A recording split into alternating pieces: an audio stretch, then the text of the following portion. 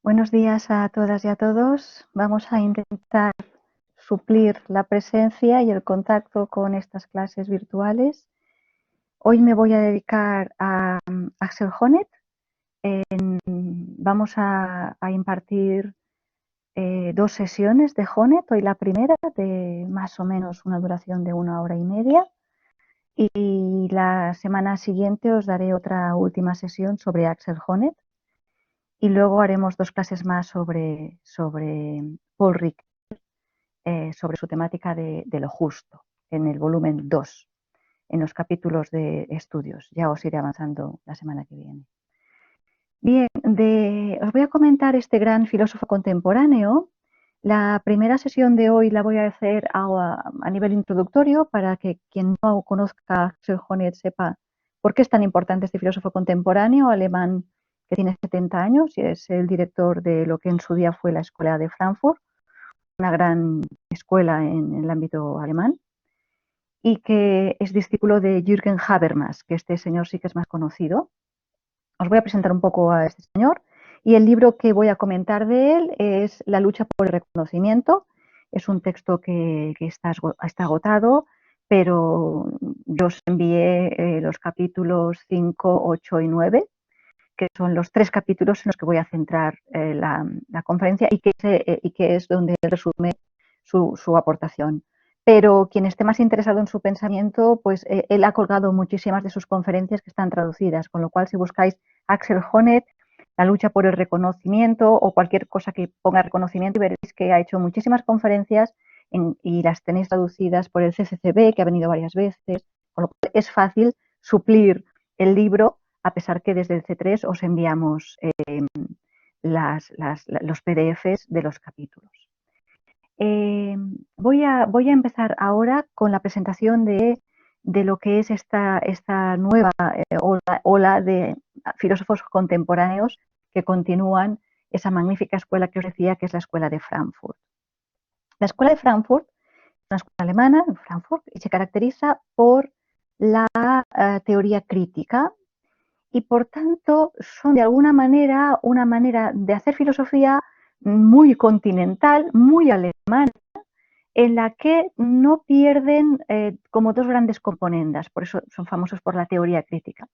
Por un lado, muy importante, su gran interés por las estructuras económicas y por tanto por un análisis más o menos marxista. A pesar, y esta es la primera diferencia, de que Axel Honneth tiene una pretensión clarísima de ser muy crítico con estos abordajes en exceso economicistas o en exceso centrados en la infraestructura económica y desde una perspectiva de materialismo histórico marxista.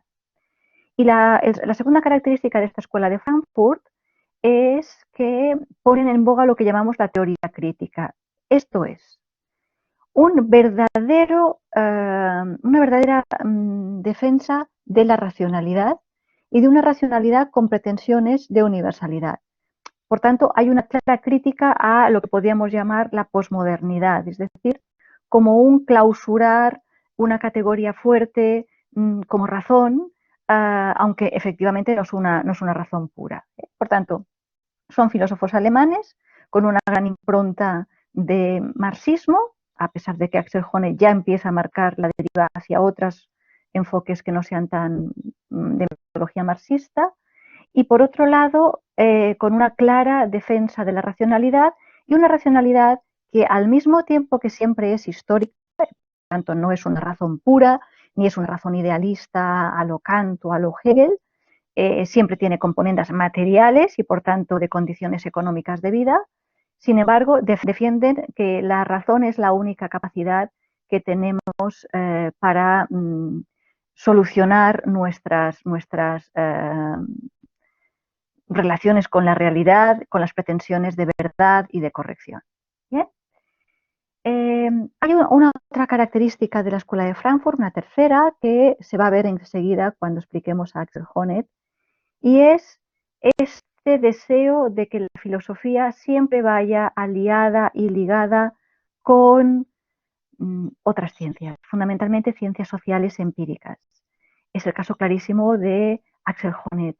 Axel Honneth en este libro de La lucha por el reconocimiento tiene un deseo de dar corroboración empírica a sus tesis filosóficas.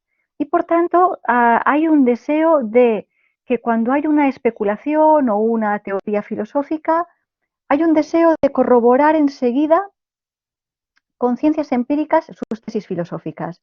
Unas veces clarísimamente en el primer capítulo que vamos a comentar de hoy, del capítulo 5, con el psicoanálisis desde el punto de vista de la psicología, y esto para mí es criticable, porque me parece que debería haber avalado igualmente teorías de la crianza con otras propuestas, como son otras propuestas que no fueran necesariamente de la teoría psicoanalítica, pero él intenta ir de la mano de la corroboración empírica que también ha hecho el psicólogo norteamericano pragmatista George Mead. Luego os volveré a hablar de George Mead. Pero hay un deseo de siempre trabajar con científicos sociales, de las ciencias sociales o de las ciencias jurídicas o económicas. En el caso concreto, Serjonet es sociólogo también de formación. Esto además se ve que la formación de la Universidad Alemana, cuando hace su formación en filosofía, siempre obligan a los estudiantes a tener otro tipo de disciplina, no únicamente filosofía. La mayoría son pedagogía, psicología, sociología. En el caso de Jonet es sociólogo. Como os he dicho, es discípulo de Habermas y por tanto una clara impronta de estos filósofos es no han perdido el deseo de defender la racionalidad y por tanto de defender dos categorías fuertes de la racionalidad, como son categorías de verdad y categorías de justicia o de moral y por tanto de corrección. Las antípodas serían la posmodernidad, ¿no? Que no podemos obtener una categoría fuerte de verdad y por tanto verdad va siendo una convención de lo que en ese momento más o menos nos funciona, y las categorías de corrección normativa pues se reducen a consensos más o menos democrático-empíricos, pero no tienen una pretensión de validez universal y por tanto el concepto de normatividad de lo que se debería hacer en cualquier lugar, en cualquier momento, por tanto muy en línea con una filosofía más de tradición kantiana, de imperativos categóricos. La mayoría de los posmodernos dicen, bueno, nos tenemos que conformar con unas morales que hasta ahora aquí nos funcionan y son lo más decentes posibles, pero sin pretender esta universalidad y esta normatividad global. Esto es lo que sí que pretende todavía Axel Honneth. Es el primer punto sobre lo que hace a un gran discípulo, un representante vivo, tiene unos 70 años, Axel Honneth, de lo que es la escuela de Frankfurt. Vamos a ver ahora un segundo punto, que es por qué he escogido este texto, por qué creo que una persona interesada en la filosofía contemporánea, que están haciendo los filósofos hoy, tiene que conocer a las aportaciones de Axel Honneth. Y yo diría que la gran aportación de Axel Honneth es precisamente lo que está contenido en este libro, que es esto que él publica en el 97, por tanto estamos hablando de un libro que tiene 23 años, y el libro se llama La lucha por el reconocimiento y el subtítulo es muy interesante, es por una gramática de los conflictos sociales, una nueva gramática de los conflictos sociales. Con lo cual, ¿cuál es la tesis fundamental por la que tenéis que conocer la obra de Axel Honneth?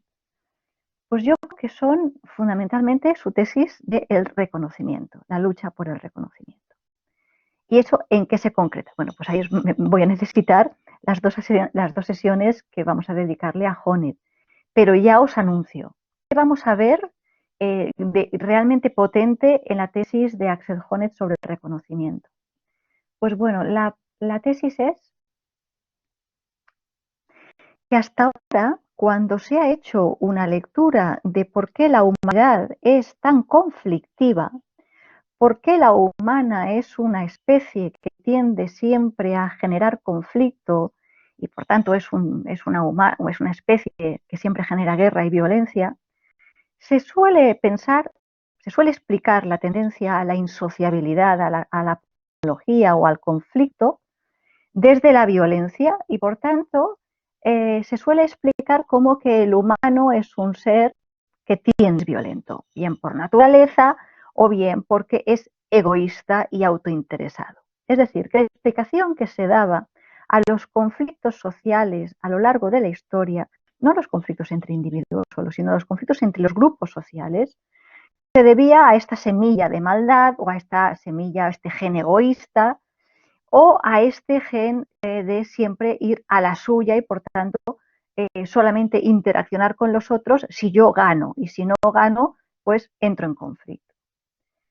De manera que la visión tradicional de los conflictos sociales obedecía a una visión egoísta del individuo y una visión egoísta centrada en los intereses y fundamentalmente en los intereses económicos.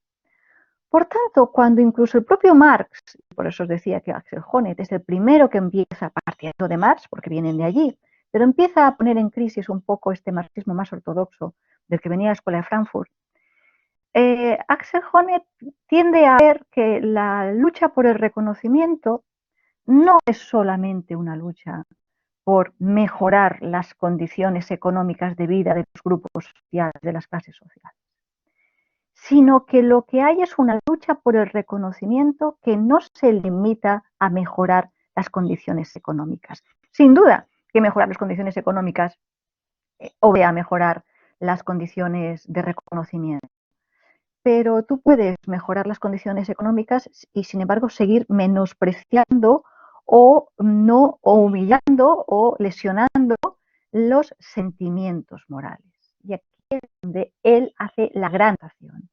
La lucha por el reconocimiento no es solamente debida a un gen egoísta que lucha por mejorar sus condiciones económicas, no es solamente debida a que las personas son tendientes a ser conflictivas y por tanto tienden una semilla del mal, de un mal radical protestante, si queréis, de clave religiosa, sino que la lucha por el reconocimiento puede obedecer a causas morales.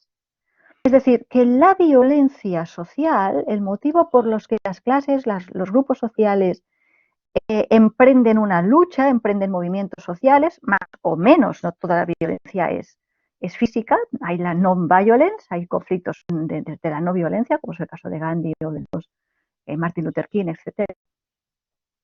Toda forma de resistencia al poder, que es alguna forma de violencia, aunque no física, obedece claramente a un deseo de reivindicación de mi valor moral. Por tanto, la semilla del conflicto no es solo ni mejorar las condiciones económicas, ni solo obedece a intereses egoístas, sino que puede ser a causas morales y a mejoras en mi reconocimiento moral, en mi autoconfianza, autoestima, autorrespeto, lo cual no estoy reivindicando desde mi egoísmo, sino desde mi herida moral, desde los sentimientos morales en el que se me ha menospreciado como persona. La segunda parte importante de su aportación, otra lectura de los conflictos sociales, más allá del egoísmo y de la reivindicación económica, es que nos está dando, con esta nueva lectura de los conflictos sociales, nos está dando una lectura normativa del progreso de la humanidad. Y esto es o la segunda gran tesis de Axel Honneth, de su teoría del reconocimiento. No únicamente una clave para interpretar de otra manera la violencia, los conflictos, sino otra clave para interpretar cuándo las sociedades progresan y cuándo se puede hablar de progresar adecuadamente más allá del índice per cápita económico, del Producto Interior Bruto. Esto es, la propuesta de Axel Honneth con su teoría de reconocimiento es, a lo mejor se nos puede considerar que una determinada época es muy conflictiva, ¿no? Porque hay muchos conflictos, muchas guerras mundiales, y por tanto hubo muchas guerras en esa época. Pero claro, podríamos ver qué tipo de violencias podrían ser legítimas, moralmente legítimas.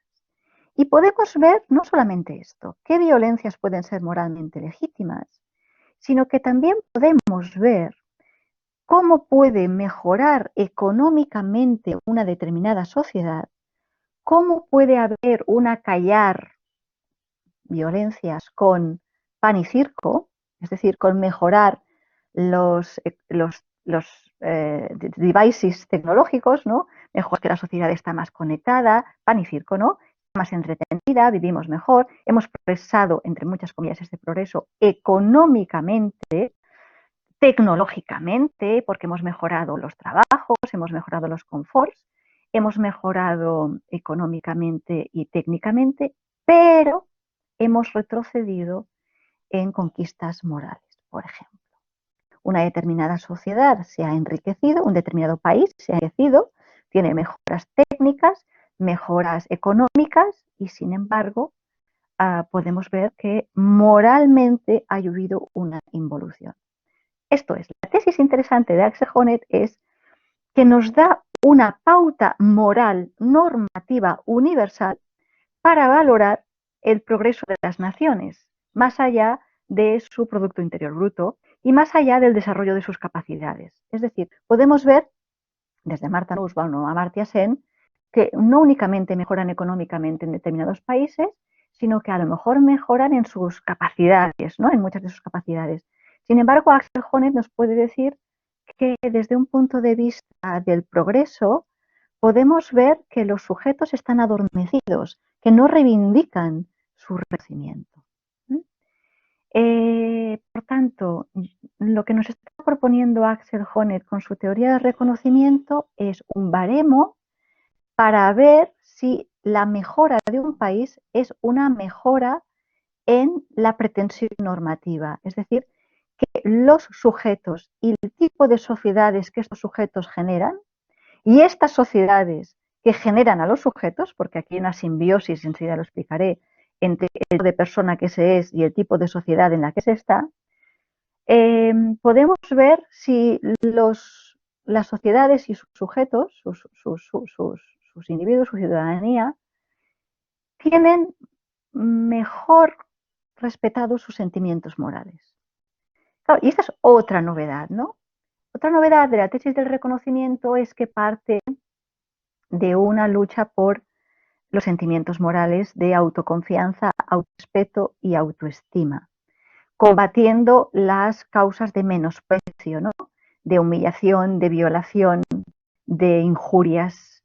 Y por tanto, el concepto de sentimientos morales no es solamente una cuestión empírica de cómo uno de facto se siente, sino cómo uno de iure, desde la legitimidad, debería sentirse para combatir esa bonita tesis del siglo XVI de Lavoisier que se llamaba la servidumbre voluntaria. Claro, esta tesis es potentísima porque tú puedes ver que hay sociedades democráticas que pueden hacer verdaderos retrocesos en los sentimientos morales desde la clave universalista para cualquier persona, en cualquier lugar, en cualquier momento. Es decir, la tesis del reconocimiento nos permite valorar si la humanidad progresa adecuadamente en lo que sería lo moral, no lo económico-tecnológico, sino si somos mejores personas gracias a la evolución moral de nuestra propia conciencia. Bueno, esto es lo que vamos a encontrar en esta interesantísima tesis de Axel Honneth. Bueno, y una última cuestión de su originalidad es que precisamente esta tesis ha ampliado el discurso sobre la justicia. En último término, cuando hablamos de si la humanidad es moralmente mejor, en último término estamos hablando si la humanidad ha generado condiciones más justas para vivir en ella, ¿no? En la Tierra. Entonces, cuando hablamos de si la humanidad progresa adecuadamente, estamos en último término, si traduzco, si el mundo es más justo. No si uno entonces vive mejor, estar solo, sino si la humanidad genera condiciones más justas para vivir en ella, entre los humanos y en la Tierra. Y desde John Rawls en el 71 recuperamos la teoría de la justicia criticando aquellas visiones demasiado parciales en donde la justicia de un país se reduce a la felicidad de su mayoría, ¿no? Que es un poco la claudicación que había hecho Occidente, ¿no? Justa es una sociedad cuando es capaz de generar la máxima felicidad para el máximo número de personas. Y vemos que John Rawls, allá por el 71, con lo cual, fijaos bien, desde el 71 al 97, 26 años más tarde, que Axel Honneth escribe un poco más allá de Rawls. No, es que el problema, señor Rawls, es que no se puede trabajar la justicia solamente desde la distribución de recursos. La justicia no es solamente una cuestión de dinero, es una cuestión también de identidades y de reconocimiento de las identidades de grupos. Bueno, entonces yo lo que voy a hacer a lo largo de estas sesiones que vamos a dedicar a Honneth es precisamente porque es un filósofo alemán y por tanto tiene una impronta muy abstracta, trabaja con categorías conceptuales muy abstractas, voy a intentaros hacer comprender los textos obligando siempre a que traduzcáis, ¿no? Cada vez que aparezca, por ejemplo, teoría del reconocimiento o el concepto de subcultura o el concepto de singular, traducidlo por ejemplo, reivindicaciones de la subcultura de los transexuales, por ejemplo, o de la subcultura de la perspectiva de género. Y por tanto, se puede entender que el grupo de las discapacitados intelectuales estén reivindicando todavía en el 2008 cuestiones de derechos. Es decir, oiga, que por yo tener una discapacidad intelectual o por tener una discapacidad física tengo derecho a la movilidad y la inclusión y por tanto tengo derecho a acceder a educación y demás. Con lo cual uno puede decir, bueno, pero es que esto es una cuestión de derechos. ¿Cómo es posible, hablando en transexual o perspectiva de género, que todavía no hayamos discutido el binarismo, ¿no? Del femenino masculino? Y por tanto, aquel que no se siente identificado, que es un uranita, que no se siente identificado con la necesaria adscripción al género femenino masculino, bueno, ¿hasta qué punto se le respeta a una persona que no tenga que identificarse con su género masculino y femenino y ver que la cuestión del género y la cuestión del sexo siempre obedece a unas ciencias médicas, unas ciencias endocrinas y también a unas perspectivas sociales de cómo se concibe el género y cómo se concibe el sexo, cómo se obliga a las personas a pertenecer o a uno o a otro género, ¿no? Y ahí tenemos los transgéneros, los transexuales o la misma perspectiva de los discapacitados, ¿no? O sea, no están diciendo págame más para que yo acceda con silla de ruedas o simplemente págame la operación para que tenga una apariencia física al género o al sexo femenino cuando yo soy de origen de genitalidad masculina. No es una cuestión solamente de pagar y por tanto de dar dinero. Es una cuestión de reconocimiento de mi identidad diferente. Por tanto, estoy buscando y haciendo una lucha por el reconocimiento de mi diferencia. Un ejemplo más cercano lo tenemos en los famosos nacionalismos. Reducir la cuestión del nacionalismo a una cuestión meramente infraestructural, es decir, darles a los catalanes el dinero que quieren y se les acaba el nacionalismo, me parece que es una cuestión muy reduccionista. Para muchos sí, para muchos su reivindicación nacionalista se reduce a una cuestión marxista infraestructural. Si nos dais los millones de euros, ¿qué tal? Yo ya no reivindico más identidad. Pero habrá personas cuya lucha por el reconocimiento no se debe solo a una cuestión de dinero. Es más, les humillará en su identidad nacional, en su identidad colectiva, que pretendas con dinero acallar mi reivindicación de mi diferencia cultural y por tanto que sea capaz, dirían ellos, de venderme y por tanto París sí que vale 100, un plato de lentejas o tantos euros, ¿no? Yo soy capaz de abdicar de defender mi lengua y mi literatura o mi folclore o mis costumbres y dejo de hablar en catalán si con esto me pagas y ya está. Bueno, hay gente que se vería humillada, por tanto, vulnerada en su sentimiento de pertenencia a una identidad. Con lo cual, la tesis de Honneth de la lucha por el reconocimiento es tan potente porque está diciendo, esto es una cuestión de justicia. La lucha por el reconocimiento no es solamente una cuestión de distribución de dinero o de territorio. Es una cuestión, como dice a la hora de reconocimiento de unas identidades que se han sentido heridas en su sentimiento de pertenencia y por tanto hay formas de humillación y de menosprecio. Lo contrario, por tanto, del reconocimiento es el menosprecio, la infravaloración, la violación, la humillación. Con lo cual, la palabra reconocimiento, la lucha por el reconocimiento significa te conozco, conozco tu valía, tu identidad, tu historia y en coherencia reconozco tu valor. Te conozco y te reconozco. Con lo cual, en la lucha por el reconocimiento lo que hay es una llamada de atención y por tanto de, hey, mírame, respeto, pero mírame a mí como un igual pero diferente. No me generalices en esto se resuelve con dinero. Con lo cual, lo que han aportado a la teoría de la justicia, estas magníficas reflexiones de Honneth sobre la lucha por el reconocimiento, tiene que ver precisamente con que apuntan que la justicia no es solamente una distribución de recursos más o menos limitados entre dos partes que discuten sobre cómo distribuir esos recursos limitados. Tiene que ver también como una reivindicación de mis identidades personales y culturales y por tanto es una reivindicación de justicia porque me conozcas y me reconozcas. Con lo cuando a las mujeres, por ejemplo, reivindicaban el derecho al voto, no se les estaba diciendo simplemente que queremos que nos digáis que somos muy valiosas y demás, que nos protejáis y que nos demos más dinero. No, estamos reivindicando simplemente queremos ser iguales.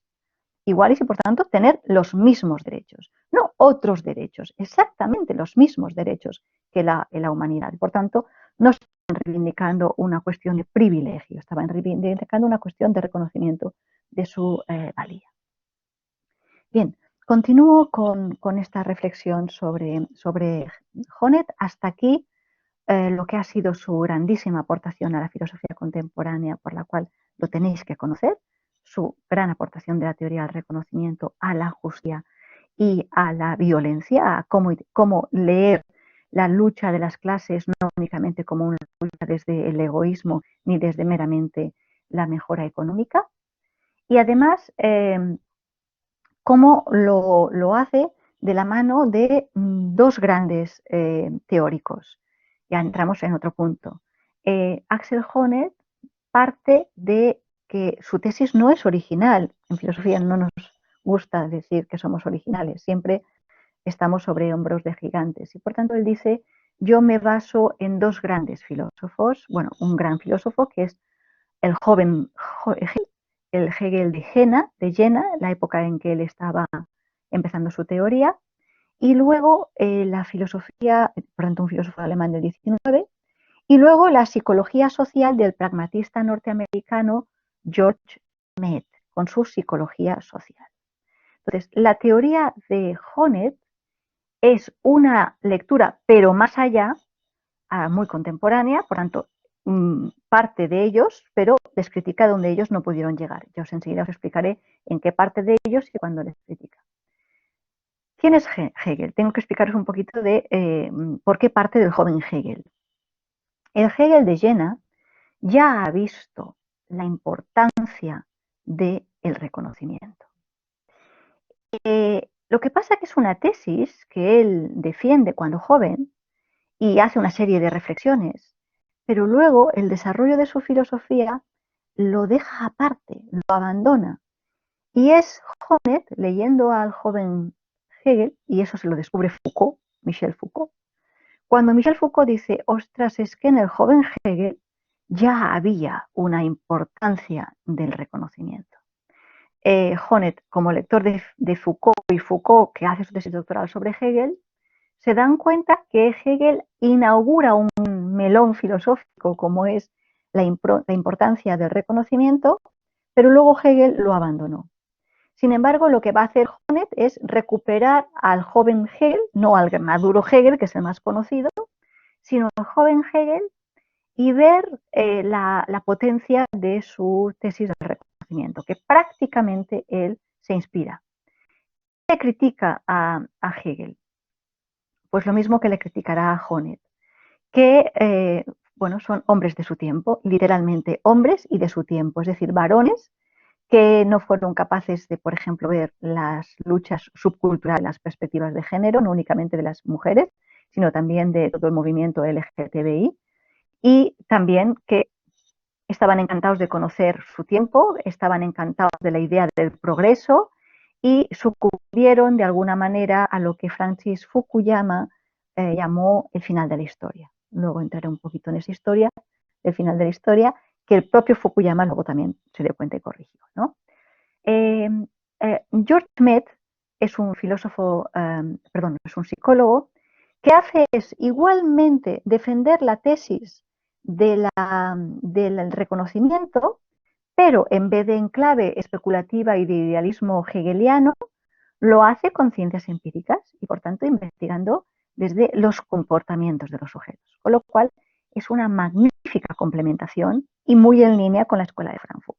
Les permiten defender tesis filosóficas avaladas con ciencias empíricas. En el caso clarísimo de Honneth, usa a Mead porque le interesa, que coincide mucho con la teoría del reconocimiento de Hegel, pero en clave psicología social. Sin embargo, también le interesa, sobre todo, porque le da la corroboración empírica que Hegel es pura teoría filosófica, ¿no?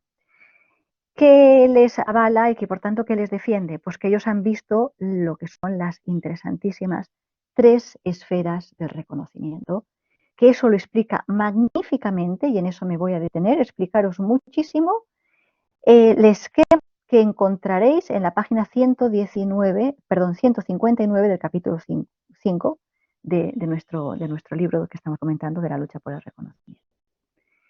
Resulta que ellos dos, cada uno a su manera, en el 19 Hegel y en el 20 Mead, vieron que el desarrollo de un humano no se puede hacer sin una sociedad. Esta tesis tan aristotélica de el humano es un sujeto que no se puede hacer a sí mismo. El humano es un animal político, en el sentido de que fuera de la ciudad, de la polis, de la sociedad, es una bestia o un dios. Esta vuelta a Aristóteles era importante porque durante siglos, prácticamente desde el 16 hasta el 19, con los idealistas, justo precisamente empieza a romperse eso con Rousseau, su teoría de la voluntad general, luego con Kant, su concepto de buena voluntad, pero solo con el concepto de subjetividad de los idealistas alemanes, Fichte, Schelling y Hegel, la idea de el sujeto no se hace a sí mismo. El sujeto no es un hongo hobbesiano, self-made man, se nace, se hace a sí mismo y luego firma un contrato con el cual genera la sociedad. Eso es un artefacto. El humano solamente llega a ser humano porque tiene una lengua que se la dan otros que parten de una familia y que obedece a estructuras básicas de crianza. Con lo cual, para los idealistas se critica este hongo hobbesiano, empieza con Hobbes, pero luego está clarísimo en Descartes, yo pienso, luego existo, y entro en sociedad a base de contrato y por tanto es un tipo que ya se ha hecho racionalmente, como una especie, decíamos, de hongo hobbesiano. ¡Pum! Yo he nacido y ya he nacido con un lenguaje, con una racionalidad y con mi capacidad de libertad. Bueno, pues lo que han demostrado a su manera filosófica y psicológicamente Honneth y Hegel es que el humano se hace entre, ese. No es únicamente que es un ser interesado y que va a defender sus intereses pactando con los otros para salirse con la suya y por tanto satisfacer sus intereses. No, es que yo solamente llego a ser yo y a saber cuáles son mis intereses, interese. Cuando estoy entre otros y solamente llego a ser yo entre otros, gracias a los otros, por los otros. Con lo cual, contra Descartes, no soy yo porque pienso, soy yo porque me hablan, porque me dirigen la palabra, porque soy un interlocutor válido, porque estoy entre otros que me hablan. Y es porque otros me hablan y yo no sé hablar que ellos me enseñan. Con lo cual, en el origen no es la autonomía, sino la interdependencia. En el origen no es la subjetividad, sino la intersubjetividad. De manera que el sujeto no llega a ser sujeto si no es porque está entre otros que le reconocen como tal y le acompañan. Entonces, esto lo vieron ellos, Hegel y Metz, cada uno desde su teoría, y los dos coinciden con su definición de tres esferas. Todo individuo, para desarrollarse como tal, sin patología, como un individuo sano, necesita la esfera de la crianza, de la familia, necesita la esfera de la ciudad, que le reconozcan como ciudadano, y necesita la esfera de su valía personal en una comunidad solidaria con que comparte valores, que no necesariamente se identifica con la ciudad. Podemos hablar ahí de la comunidad de amigos o de la comunidad de asociaciones varias. Luego lo explicaré un poquito más. Cuando a un individuo le falla una o las tres esferas de reconocimiento, tenemos patologías personales y sociales. Con lo cual, ¿qué mensaje que se entiende bien? Un individuo no puede llegar a serlo si no es acogido y reconocido. El individuo no puede desarrollar su propia personalidad si no es porque los otros se lo reconocen. No se la dan, se lo reconocen. Con esas tres esferas de la familia, la ciudad y la comunidad de valores o amigos. Esto de amigos os puede confundir. Comunidad de valores o asociaciones. Y además, no únicamente puedo ver que un individuo se rompe, un individuo puede desarrollar patologías personales si les fallan las teorías de reconocimiento.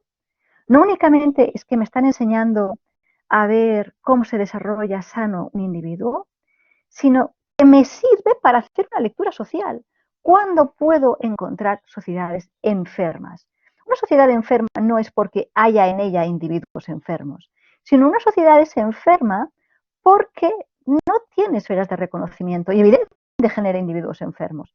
Pero es un círculo vicioso, precisamente porque no hay individuos sin sociedad, hay sociedad que a su vez no contiene esos individuos. Eso es una simbiosis de interdependencia y dependencia. Con lo cual, la tesis me sirve para explicar la salud de los individuos o la patología de los individuos, pero también me sirve para explicar las patologías de las ciudades, las patologías de los grupos, las patologías de las sociedades, ¿no? Entonces, claro, esto es una potente herramienta para intervenir psicológicamente, educativamente a nivel de desarrollo de un individuo, pero también sirve para tratar los conflictos sociales. Entonces, claro, esto es muy interesante en la época que nos toca vivir de coronavirus, en la que, ya sabéis que me gusta siempre hacer cuestiones de actualidad, en las que tenemos que pensar, bueno, qué tipo de modelo de sociedad nos obligará a cambiar la grandísima interdependencia que tenemos unos de otros y que ha evidenciado clarísimamente un microbio que se ha seguido universalmente. Cuán interdependientes somos. Bien, bien. Hasta aquí, por tanto, me interesaría de esta cuarta idea, me gustaría que quedara claro que Honneth bebe de Hegel y bebe de Metz, los acepta en que han visto la potencia de la teoría del reconocimiento y desde sus tres esferas, pero les critica que fueron hombres de su tiempo y que no fueron capaces de ver que algunas cuestiones eran de su época y de su comunidad y por tanto que hay más allá de su época y su comunidad. cayeron en lo que yo he simplificado con la tesis de el final de la historia de Fukuyama. ¿En qué consiste el final de la historia de Fukuyama?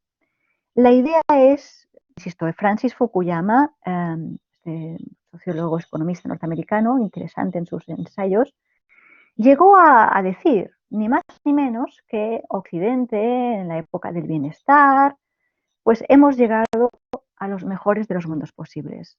Y que lo que hay que hacer es conservar lo que tenemos. Porque nuestro Estado de Derecho, nuestra clase media, nuestro capitalismo filantrópico ha llegado a una clase media muy consolidada, que genera igualdad de oportunidades. Bueno, estábamos encantados de conocernos y lo que hay que hacer es mantener, conservar las cosas tal y como están, porque estamos estupendamente. Los que estaban estupendamente, claro, no eran conscientes de a cargo de qué iba ese bienestar de unos cuantos que no miraban muy lejos, que miraban unas determinadas urbanizaciones bienestantes que salen en clases medias que teníamos en Occidente y que teníamos en algunos países más o menos occidentalizados. Pero éramos incapaces de ver lo que se clamaba al cielo, que eran clarísimamente los problemas ecológicos, clarísimamente la pobreza estructural y clarísimamente que éramos unos potentes que pensábamos que éramos invictus, que éramos invulnerables, que teníamos el desarrollo de una tecnología impresionante, ¿no? A mí me gusta mucho recordar esa tesis del biólogo que decía, perdón, del que estudiaba los insectos, ahora no recuerdo el nombre, que decía, los humanos continuamos teniendo emociones paleolíticas, instituciones medievales y tecnología del siglo XXI, ¿no?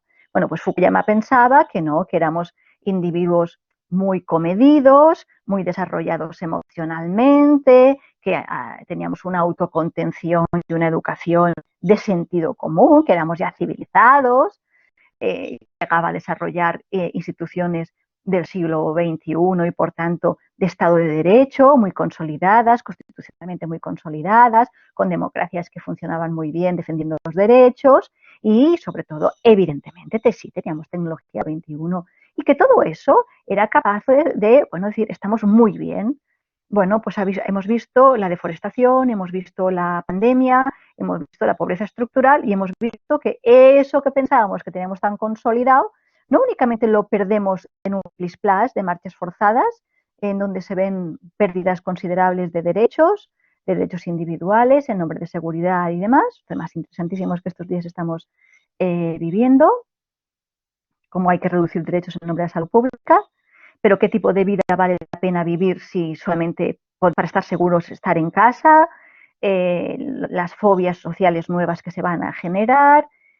Bueno, el caso es que Francis Fukuyama tuvo que rectificar y dices, bueno, me pasó lo que efectivamente os decía, Honneth critica a Mead y a Hegel, que es uno.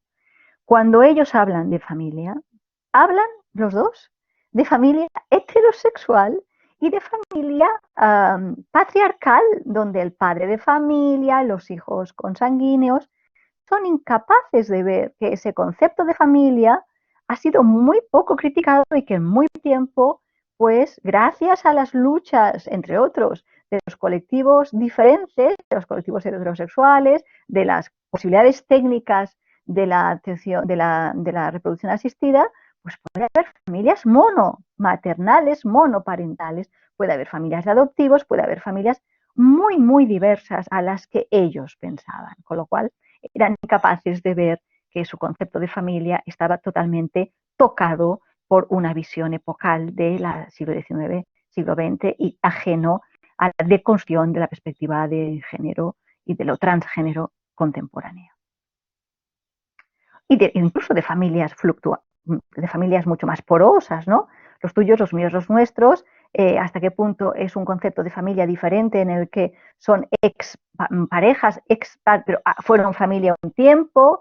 Entonces, claro, el concepto de familia, toda la reconsideración de qué es familia hoy, ¿no? Los que comparten un techo, pero nada más que un techo, comparten lavadora, pero no comparten nada.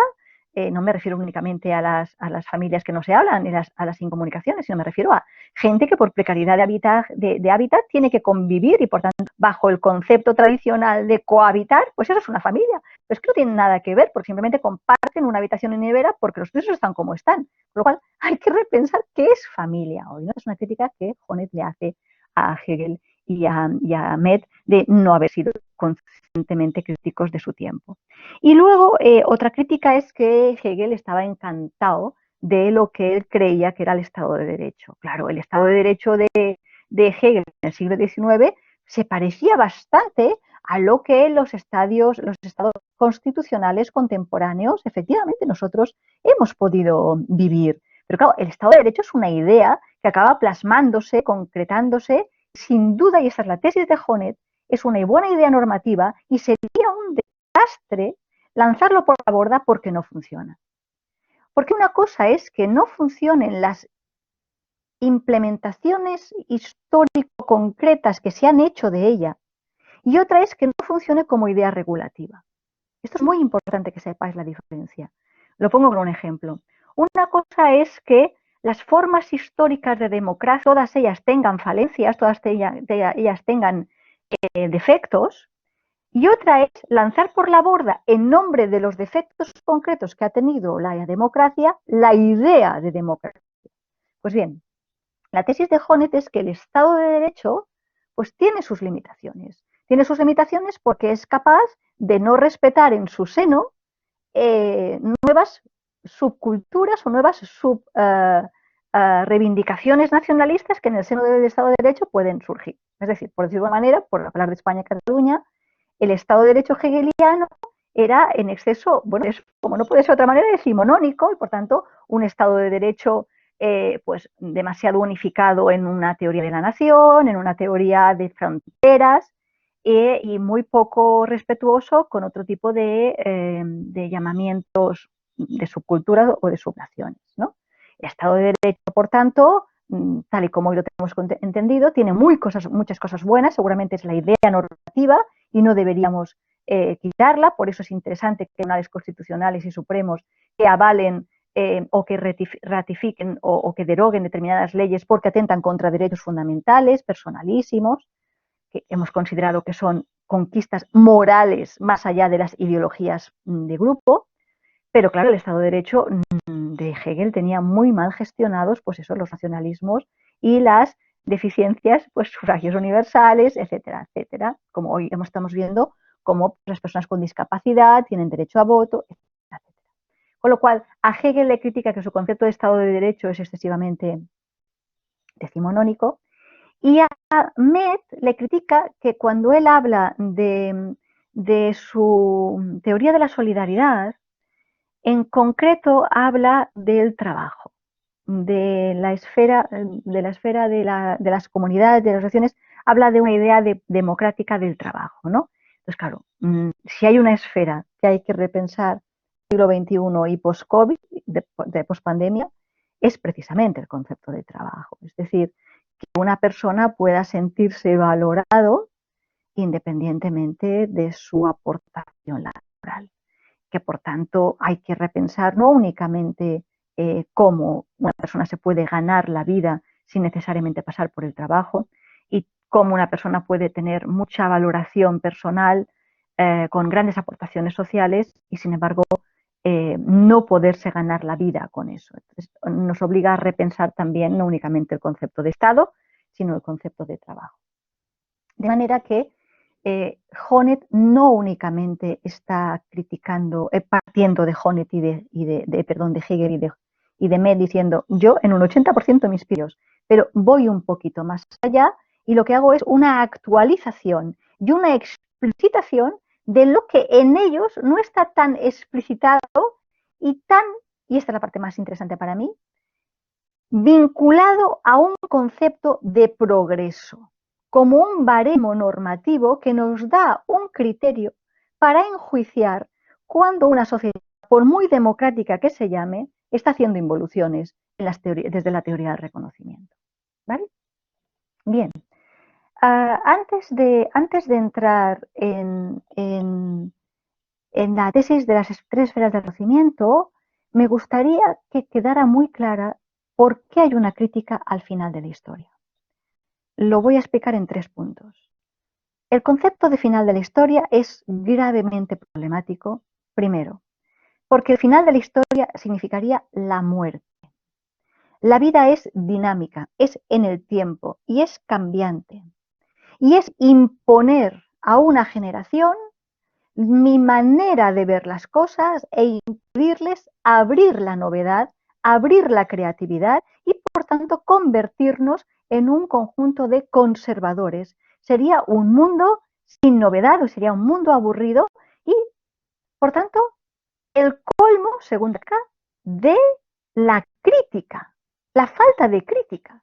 Es decir, la muerte de la humanidad, porque si hemos llegado al mejor de los mundos posibles, ya no hay que mejorar nada. Lo mejor es enemigo de lo bueno. Ya se habrá roto la historia porque habrá que simplemente que no cambie nada. Por tanto, el final de la historia, que no cambie nada. Pero no, además es que no podría haber libertad porque la crítica es crítica a lo malo, es crítica a esto, no porque sea malo, pero sino podría ser mejor, con lo cual sería un final de la libertad sin darte cuenta, ¿no? Porque es posiciona, no toca de esto, porque no hay nada mejor. O sea, es una imposición de una visión de mi época. Y por tanto, una segunda crítica, la final de la historia supone una clara imposición de una visión del mundo. Y tercera, es que moralmente es de un narcisismo increíble. Es creer que somos los mejores productos que la historia haya podido dar. Es una falta de crítica y de, digámoslo así, de humildad, esta es la tercera idea, de humildad a nuestros defectos. Con lo cual, cada vez que digan, no, que esto que se quede como está, porque estamos muy bien, estás muy bien tú, porque, bueno, quizás te vaya muy bien, pero eres incapaz de reconocer que nunca nada es para tanto, por decirlo de alguna manera. ¿De acuerdo? Bien. Antes de entrar en las 3 esferas del reconocimiento, que las voy a citar, pero las voy a desarrollar la semana que viene más, me gustaría muchísimo que quedara clara la idea de que Honneth parte de que todo esto es un proceso de desarrollo de la conciencia. Hegel es conocido por su fenomenología de la conciencia. Lo que caracteriza a un humano y a la humanidad como especie es el aumento de la conciencia. Pues bien, la conciencia se ha podido demostrar empíricamente gracias a los estudios de la psicología evolutiva de la que parte Med, gracias a los estudios de la psicología evolutiva de Piaget, de Kohlberg y de Gilligan, que eso que llamamos conciencia psicológica y moral, es decir, la capacidad de darse cuenta de la carga moral de nuestros actos, de darse cuenta psicológicamente y de la carga moral, de bueno o mal los actos, esto se educa.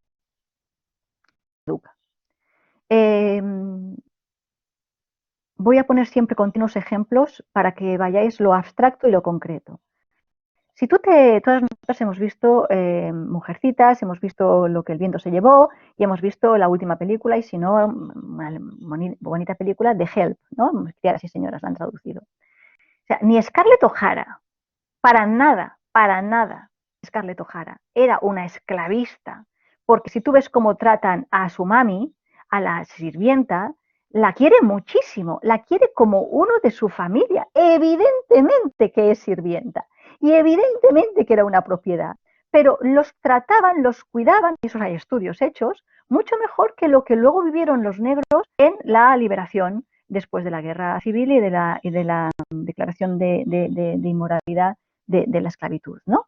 Con lo cual, evidentemente que no consideraban que fueran cosas y no las cuidaban, pero evidentemente no pensaban en clave derechos, no pensaban en clave derechos. ¿Cuándo los negros empiezan a tener conciencia de su identidad? Cuando se encuentran dañados en sus sentimientos morales, ¿no? Cuando les obligan a unas condiciones, entonces me nace la conciencia. Rigoberta Menchú. Me llamo Rigoberta Menchú y así me nació la conciencia. ¿En qué consiste me nace la conciencia? Darse cuenta de por qué eso tiene que ser así y no puede ser de otra manera. Con lo cual, no se trata de decir, bueno, es que la Scarlett O'Hara era una maltratadora. No, los esclavistas colonialistas que vinieron aquí por el Maresme y se hicieron sus magníficas fincas coloniales, pues negreros, o sea, no eran gente mala que trataba mal a sus esclavos, necesariamente. ¿Qué quiero decir con esto? Que esto que llamamos conciencia psicológica y conciencia moral se educa. Por lo tanto, tú te das cuenta de la carga moral de los actos fruto de un proceso de reflexión. Y ese proceso de reflexión, insisto, es un proceso social. Con lo cual, hay tres grandes desarrollos de la conciencia, con dos niveles cada uno. Esto lo he explicado muchas veces en clase, pero vale la pena que lo recuperemos. Si hacéis una búsqueda con los 6 desarrollos de niveles de conciencia, dos por los 3 estadios, son el estadio preconvencional, el estadio convencional y el estado postconvencional. En el estadio preconvencional tenemos el típico nivel de un niño, pero hay sociedades infantiles. En el niño lo que se caracteriza como correcto e incorrecto es aquello que es aprobado por las estructuras más primarias, que son la familia. Bien es lo que me es premiado y aplaudido por el grupo y lo que a mí me gusta, porque dependo del grupo. Con lo cual, el nivel 1 y el nivel 2 de desarrollo de la conciencia moral más bajitos obedecen a un nivel de hedonismo, a un nivel de egocentrismo y a un nivel de apego a las normas de la familia. En mi familia se hace así y los que me quieren me tratan así. Con lo cual, es un nivel egocéntrico y hedonista. 1 y 2. Conforme vamos creciendo y llegamos a la adolescencia, esto tanto a nivel de individuo como a nivel de sociedades, podemos tener más conciencia de que, bueno, aunque a mí no me vaya bien, hay que respetar las normas. Normas que van más allá de la familia, normas que van más allá de yo que soy el niño único privilegiado. Y entro a formar parte de la clase, del grupo, en la escuela. Con lo cual, en el nivel 3 y 4 tengo el nivel de lo que llamamos conciencia de pertenencia a un grupo y hay que obedecer las normas del grupo un poco más ampliado que las normas primarias del grupo más reducido de la familia. Y ahí tenemos el nivel convencional. De manera que yo acepto normas más allá de mi egoísmo, más allá de mi hedonismo, de mi núcleo privado personalizado. Y entro a formar parte de un grupo en el que hay que cumplir las normas sociales porque dependemos también de ese grupo. Pero para los psicólogos evolutivos, el desarrollo de una conciencia más crítica, más postconvencional, capaz de entender pretensiones de legitimidad, más allá de correcto porque mi casa se hace así, o correcto porque mi pueblo, mi comunidad, mi ciudad se hace así, niveles de postconvencionalidad, tenemos la propuesta de la postconvencionalidad. Es decir, soy capaz de pensar críticamente respecto de mi familia y críticamente respecto de mis intereses, críticamente respecto de los intereses de mi comunidad. Y hago la pregunta de, ¿y si todo el mundo hiciera lo mismo? ¿Y si en ese pueblo que nosotros les estamos deforestando o les estamos condenando a un desarrollo o a una contaminación para que nosotros vivamos mejor? Con lo cual, ese nivel postconvencional, crítico con las conveniencias personales y las convenciones sociales, ese es el nivel de madurez, que es el nivel 5 y 6. Los estudios de sociedades democráticas nos han demostrado que hay gente que tiene un nivel 5 y 6. Nos gusta pensar que el Estado de Derecho se mueve en criterios de legitimidad de nivel 5 y 6, pero desgraciadamente luego los parlamentos se mueven en el nivel 3 y 4 en el que se mueven muchas de las ciudadanías. Eso, por tanto, explica que puede haber democracias que en su origen tuvieron una perspectiva postconvencional cuando se generaron determinados espíritus de las leyes y que luego se interpretan y se concretan, se desarrollan las leyes con criterios claramente convencionales, grupales o incluso preconvencionales egoístas, ¿no? Por tanto, ¿qué vamos a ver? Y ya vamos a ir cerrando la primera sesión de Honneth, la otra será la semana que viene. lo que vamos a ver es que para desarrollar esos 6 niveles de conciencia, para que un individuo llegue a la madurez en su conciencia, necesita que la sociedad le acompañe. No hay niveles postconvencionales si no hay cierta sociedad postconvencional. Son las sociedades postconvencionales quienes hacen a los individuos postconvencionales, con lo cual es una simbiosis entre el individuo y la sociedad.